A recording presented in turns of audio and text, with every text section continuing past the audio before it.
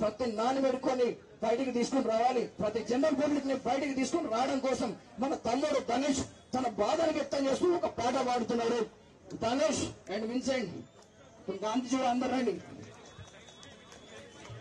ప్రతి ఒక్కరిని కదలడానికి తను బాధపడి తన గుండెల ద్వారా వచ్చినటువంటి పాట ఇది. తను సొంతంగా లిరిక్స్ రాసి మరి పాడుతున్నాడు.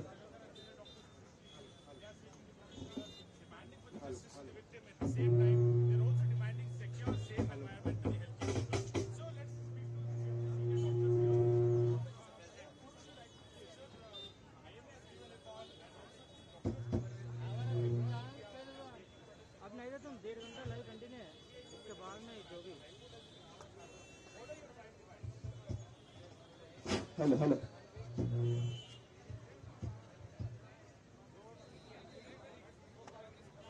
हेलो हेलो हेलो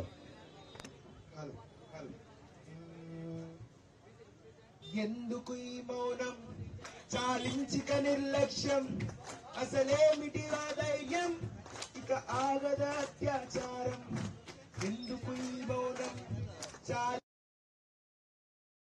అసలేమిటి వాళ్ళ ధైర్యం ఇక ఆగద అత్యాచారం కళ్ళ ముందు కనిపించిన కలగంటలు కడతారే వాస్తవాన్ని చూయించిన మీ గొంతులు మాతో కలపరే ఎందుకు ఈ మౌనం చాలించిక నిర్లక్ష్యం అసలేమిటి వాళ్ళ ధైర్యం ఇక ఆగద అత్యాచారం జనహితానికై పనిచేసే ఒక ఆయుర్వతి అలసట పెరిగి నిదురను కోరి తలదాచుటకై బడికి చేరితే కామ పిశాచుల కరములలో కను మూసెను అక్కడ కోయిల నరకయాతనకు గురి చేసి స్వర్గానికి పంపెను నేడిలా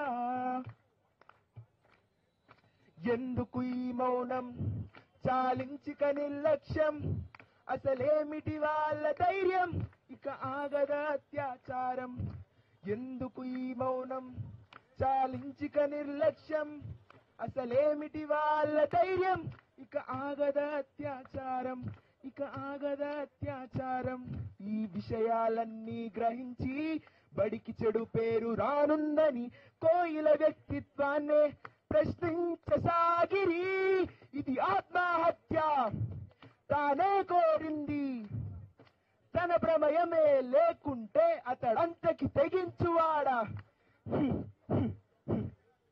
కళ్ళ ముందు కనిపించిన కలగంటలు కడతారే వాస్తవాన్ని చూయించిన మీ గొంతులు మాతో కలపరే ఎందుకు ఈ మౌనం చాలించిక నిర్లక్ష్యం అసలేమిటి వాళ్ళ ధైర్యం ఇక ఆగద అత్యాచారం ఇక ఆగద అత్యాచారం అందుకని ముందుకు వచ్చి విద్యార్థులు నిరసన చేయబడితే దాడులు చేయించి నోరులు మోయించారు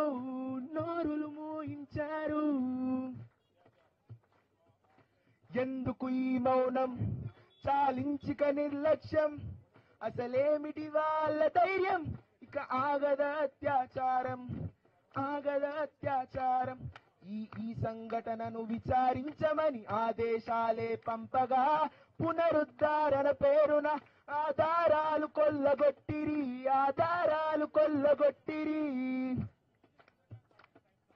ఎందుకు ఈ మౌనం చాలించిక నిర్లక్ష్యం అసలేమిటి వాళ్ళ ధైర్యం ఇక ఆగద అత్యాచారం ఇక ఆగద అత్యాచారం ఇంత జరిగిన ఈ విషయాలు జనుల మనసులను కదుపుతలేదు ఎందుకిలా అసలెందుకిలా అజ్ఞానమా అవివేకమా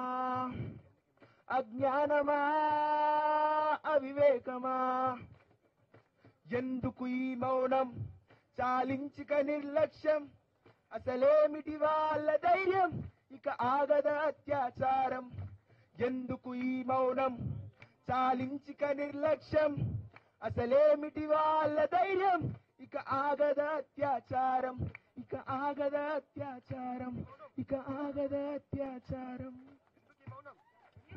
ఎందుకు ఈ మౌనం ఎందుకు ఈ మౌనం రైట్ తెలంగాణ జిల్లా ప్రెసిడెంట్ డాక్టర్ రాహుల్ గారు మీకు సందేశం ఇస్తారు. Right, good morning everyone.